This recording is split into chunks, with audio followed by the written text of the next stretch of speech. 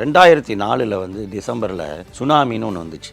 அந்தமான் நிக்கோபார் தீவுகளில் இருக்கக்கூடிய இந்திரா பாயிண்ட் அப்படின்னு சொல்லக்கூடிய அந்த இடத்துல தான் முதல்ல தாக்குது. உயரமான ஒரு பாறை மேலே நின்றுட்டு ஏதோ ஒன்று வருது அப்படின்ட்டு அவங்க கையில் வச்சுருக்க அந்த வேல் கம்பெல்லாம் வீசுகிறாங்க. அது மேலே கமலஹாசன் வந்து அது இதில் ஏறும் பொழுது பறவைகள் அப்படியே தலைக்கு மேலே பறந்து போகிறத கட்டும். அது வந்து இயற்கைக்கு தெரியும், உடனே அது கூட்டமாக பறக்கிறது அப்படிங்கிறது. அருவி அப்படின்னு ஒரு சொல் இருக்குது, நீர்வீழ்ச்சி அப்படின்னு எழுதுவாங்க.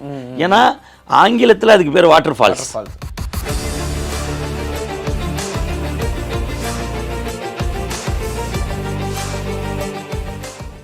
இல்லை, இப்போது நம்ம 1 ட்ரில்லியன் எக்கானமியை நோக்கி வந்து தமிழ்நாடு அரசு பொருளாதாரத்தில் முன்னேறணும் அப்படின்ற இலக்கை வச்சு பயணம் செஞ்சிட்ருக்கோம். இந்த சூழ்நிலையில் நம்ம ஆங்கிலம் முக்கியத்துவம் கொடுக்கணும் அப்படின்னு ஒரு தரப்புன்னு சொல்லிடுறாங்க. இன்னும் சில அரசு, மத்திய அரசெல்லாம் பார்த்தீங்கன்னா இந்தியையோ இல்லை சமஸ்கிருதத்தையோ திணிக்கிறதுக்கான வேலையும் வந்து பார்த்துட்ருக்காங்க. அதெல்லாம் வேண்டாம், நம்ம ஆங்கிலமும் தமிழும் இருக்குது அப்படின்ட்டு. இப்போ ஆங்கிலத்துக்கு முக்கியத்துவம் கொடுக்கறத காட்டிலும் தமிழுக்கும் முக்கியத்துவம் கொடுக்க வேண்டிய தேவை என்ன இருக்குது? அதாவது தாய்மொழி தான் உங்களுடைய சிந்தனையின் அடிப்படை. இப்போ நீங்கள் வந்து ஒன்றை யோசிக்கும் பொழுது நீங்கள் உங்கள் தாய்மொழியில் தான் அது அமையும்.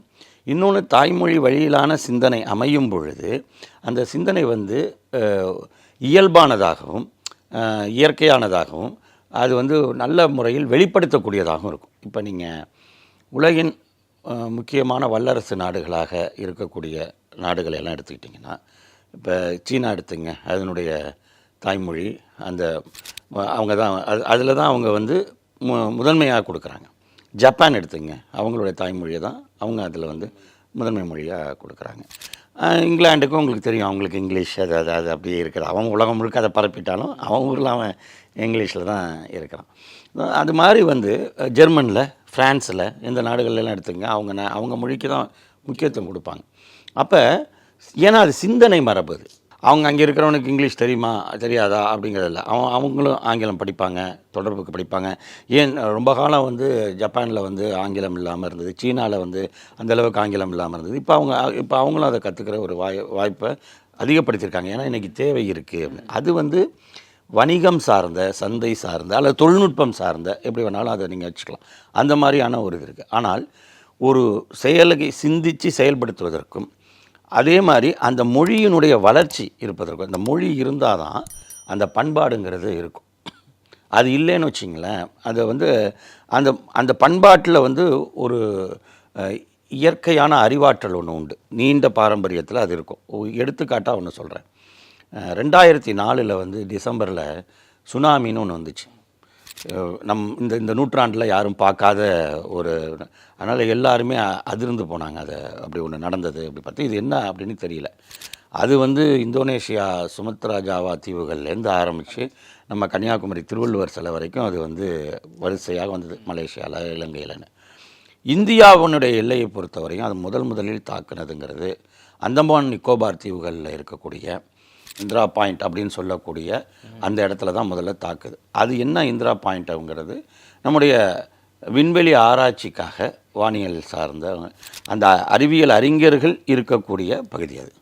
அவங்கங்க அப்போ அந்த இடம் பாதிக்கப்பட்டு அங்கே இருந்தவர்கள், ஏன்னா சுனாமி பேரலையில் எல்லாருமே வந்து பலியாயிடுறாங்க, அது இயற்கையாக. அப்போ இது குறித்து ஆய்வு செய்யக்கூடிய தன்மை உள்ளவங்களுக்கு கூட இந்த முன்கூட்டி அது தெரியலை. அப்போ நமக்கே வந்து தமிழ்நாட்டில் எங்கெங்கே எவ்வளோ பேர் இறந்தாங்கங்கிறது 2வது நாள் தான் நமக்கு தெரியுது. அரசாங்கத்துக்கும் இது எப்படி என்ன பண்ணுறதுன்னு தெரியலை. எந்தெந்த ஊர்கள் இருக்குது என்னென்னலாம், நமக்கு எங்கெங்கே பாதிப்பு இருக்குதுன்னு, இங்கே இருக்குங்கிறாங்க, அங்கே இருக்குங்கிறாங்க, வேளாங்கண்ணியில் அவ்வளோ போய் இறந்துட்டாங்கன்னு ஒரு பெரிய இது சொல்கிறாங்க. அப்படிப்பட்ட ஒரு சூழலை இவ்வளவு நமக்கு தகவல் தொழில்நுட்பங்கள்லாம் இருந்தும் நம்ம வந்து அப்போ வந்து இதை அறிய முடியலை. இப்போ என்ன பண்ணுறாங்க, அந்தமானில், இப்போ அந்தமானுக்கு வந்திருக்கு, அங்கே நிறைய பழங்குடியினர் உண்டு. இப்போவும் நம்ம பார்க்குறோம், ஜாரவாஸ் அவங்கெல்லாம் இருப்பாங்க, கிரேட்டர் அந்தமானியஸ் இந்த மாதிரிலாம் இருப்பாங்க. அப்போ அந்த பழங்குடிகள் என்னன்னா அப்படின்னு பார்க்குறதுக்கு இந்திய இராணுவ ஹெலிகாப்டர் போகுது, பறந்துட்டு போகுது. எங்கே இருக்காங்க அவங்க இருக்கக்கூடிய பார்த்தா, அவங்க வந்து ஒரு உயரமான ஒரு பாறை மேலே நின்றுட்டு ஏதோ ஒன்று வருது அப்படின்ட்டு அவங்க கையில் வச்சுருக்க அந்த வேல் கம்பெல்லாம் வீசுகிறாங்க. அது மேலே என்ன அப்படின்னா, அவர்களுடைய அந்த பழங்குடி மக்களுடைய இயற்கையான அறிவாற்றல், அவங்களுக்கு இயற்கையுடன் அவங்களுக்கு இருக்கிற தன்மைங்கிறது இந்த இயற்கை சீற்றம் ஒன்று வரப்போகுதுன்னு தெரிஞ்சு அவன் வந்து பாதுகாப்பான இடங்களுக்கு போயிடுறான். இது சுனாமி அப்படிலாம் எதுவுமே தெரியாது, ஏதோ ஒரு ஆபத்து வரப்போகுது. ஆமாம், அந்த தன்மைகள் மாறுது. ம். இப்போ நீங்கள் அதுதான் சினிமாவில் தசாவதாரம் படத்தில் காட்டும் பொழுது கமலஹாசன் வந்து அது இதில் ஏறும் பொழுது அந்த ஒரு கட்டடம் கட்டிகிட்டு இருப்பாங்க, கன்ஸ்ட்ரக்ஷனில் ஏறும் பொழுது பறவைகள் அப்படியே தலைக்கு மேலே பறந்து போகிறது கட்டம். அது வந்து இயற்கைக்கு தெரியும், ஒரு இந்த இடத்துல ஒரு இது இருக்குன்னா உடனே அது கூட்டமாக பறக்கிறது அப்படிங்கிறது. அது மாதிரி இந்த அறிவு இருக்குல்ல, ஒரு மரபார்ந்த ஒரு சில இதெல்லாம் அந்தந்த மொழிக்குரியது.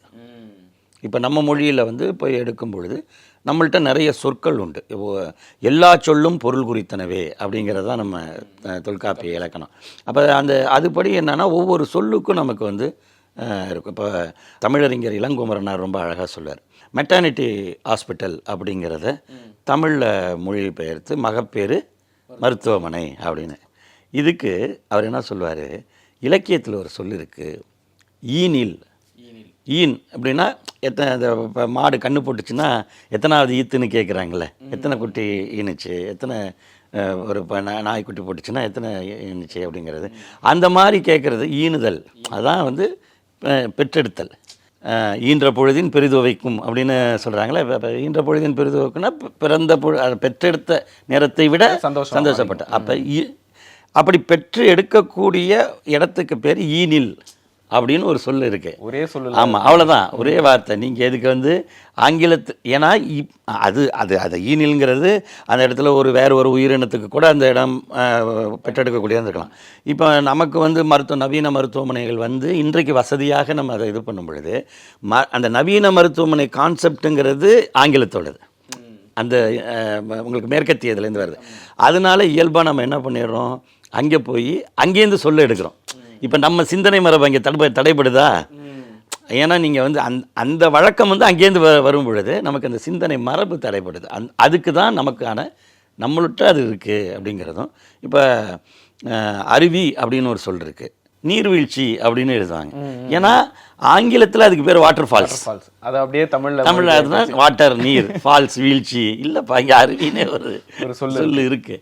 அதுதான் சொல்கிறேன். இங்கே வந்து அதை எப்படி அதை அவங்க வந்து இது பண்ணுறாங்க அப்படிங்கிற அந்த ஒரு இதுக்கு வந்து சிந்தனைக்கும் தொடர்ச்சியான நம்ம மரபாக இருக்கக்கூடிய செல்வங்களுக்கும், அது அறிவு செல்வங்களுக்கும் அதை ஒரு வளர்ச்சியை கொண்டு போகிறது இந்த தளத்தில். நீங்கள் அப்படியே நாங்கள்லாம் அப்போவே சொல்லிட்டோன்னு தேங்கக்கூடாது, அதெல்லாம் அப்போவே இருக்குது பார்த்தியாங்கிற அது இல்லை பெருமை. அதை இன்றைய சமுதாயத்துக்கு கொண்டு போய் இந்த மொழியை காப்பாற்றணும்.